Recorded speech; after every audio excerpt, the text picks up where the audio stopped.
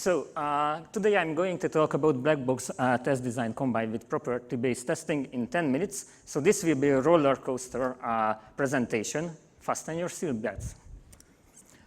We have four Blackbox design techniques in the QA world because I've been a QA engineer for 3 years. I learned them there. We have an equivalence partitioning, boundary value analysis, state transition, and decision table.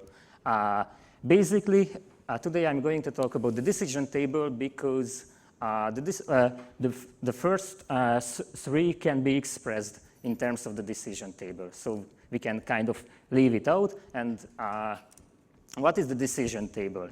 Decision table is basically when a QA engineer describes a problem in a table in this tabular form, because we get the information from our clients, from our business, in kind of very ad hoc, very daily manner, and somehow we need to represent that information in our code, and this information should drive our abstractions. And QA engineers use these tables to define their test suites. And I also a Haskell enthusiast, so one day I thought, I think I can represent this in Haskell using type level programming and write only once and forget for all. So this is the formal definition of the decision table. And as we have seen, we have conditions, actions, and rules in the decision table, where the conditions tells us what are the conditions we need to deal with, what are the actions we need to take, and how we can combine these things together. And our example, it's basically a customer card example where we will have a customer card, a new customer, loyalty card, coupon, and the discount we are going to give to our customers. So, quick check. Basically, we have a problem with quick check. Whenever we have a complex property and we get a failure from that property, we don't really know what happened. What is the business case we invalidated? And using decision tables, combining with quick check, aims this problem. So, formalization ahead. I would like to use a type abstraction to describe my problem and to give an example above. And we can say, OK, the customer card table will be a decision table for the customer card where the conditions satisfy the new customer, the loyalty card, the coupon. And the action, maybe we can give some discount. So this is kind of one-to-one representation from the given table. And this is the Haskell code for it. So we can give the 8 rules, and we can give our decision table. This is a user input for the framework I'm kind of writing.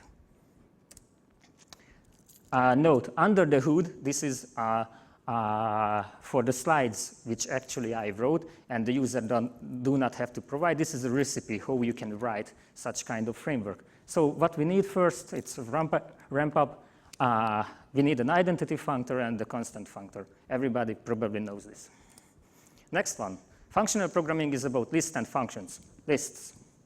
So this is a complex list where we can say we shape a type level list with an element, and we give a higher kind of type, which will actually turn into all the elements from the type level list into a real type, and all the elements in the list should satisfy some constraint. So this is our basic building block, at least one of those. The mapk function, basically how we transform this type level list into this type level equiped list into normal Haskell list, if we have some way to project back to with the constant functor.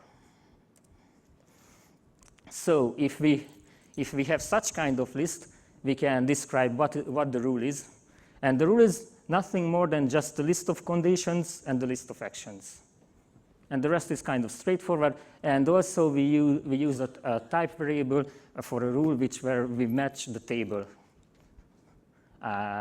in the future. So basically, we need these type variables, and we combine the list of actions with the list of conditions, and that's the rule. What a decision table? List of rules. The rest is just implementation. I mentioned condition.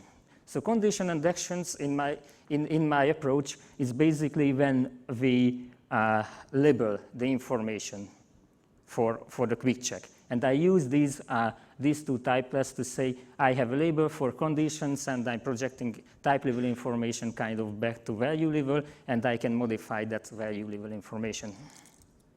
The same happens with action.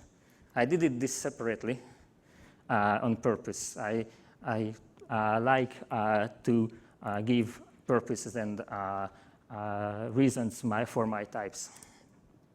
A trick, when we use type level symbols, type level strings from GHC, we have kind of infinite types. And in the example, I used these symbols for the conditions. And the next piece is the satisfy, when we say we have true and false, and we have these conditions, and this is how we equip the true value and the false value for the given condition. So reminder, that was the table. So these are the pieces. What we need. So we need a function under test. This is bug.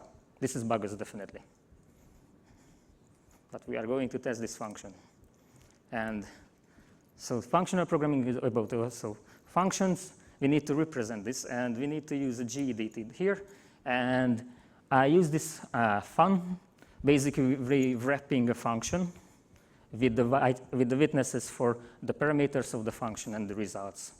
We can define these fun args and fun result type, recursive type family. Okay, we have function, and we have functions, and we have list. We need to apply them. So we need to apply a list for a function. So we need to apply arguments for this function. And if we use GEDTs, we use type level. We need to introduce type classes, and the first case is for functions with only one argument, and the second one is the recursive call for applying and getting all the first value from the list. So we are almost there. We have this. So we can create a test suite, a list of properties, if we have a decision table, what I have given, and somehow how we initialize the context and the function under test. And it's just like mapping the rules, the testing rules over the rules I have. And applying a rule to a function. So somehow transform this. And this is the heart of the abstraction. We use the for all from quick check, and we are labeling, we are creating the function. So we have the f, and we are creating the properties. We are going to define the two type classes more. One for how we are going to associate conditions with input values of the function, and how we are going to check those values. The result were what we got back, and we map with the conjoin operation from quick check. Some more type families I had to add to my approach. So we are enumerating what are the conditions for the function, what are the conditions in the table, how these conditions and actions represent, and then what is the result in the function. But just pure technicality, and this one, how we are going to generate from a list of condition to actually some value for the function under test. So this is the association, which is the important thing. And the next one, the same here, how we are going to interpret our list of actions in a list of properties. And I have just 1 minute. So the user have to basically define a table, a type which will annotate that table. These are two type classes which will interpret our values, how we are going to create new values for the function in form of the quick check generators, and how we are going to check them.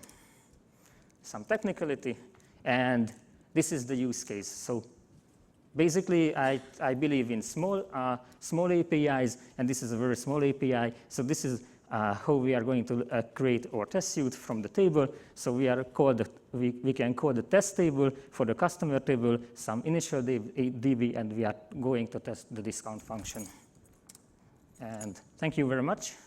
What I need is to a little bit of cleanup. I can write some template Haskell function, and I'm going to send this presentation on GitHub, and you can check it again, because I know it was quick.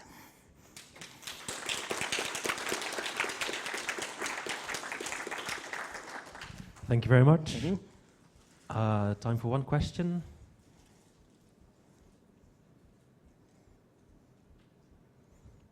No questions for this lightning talk. Thank you, Andor. Thank you.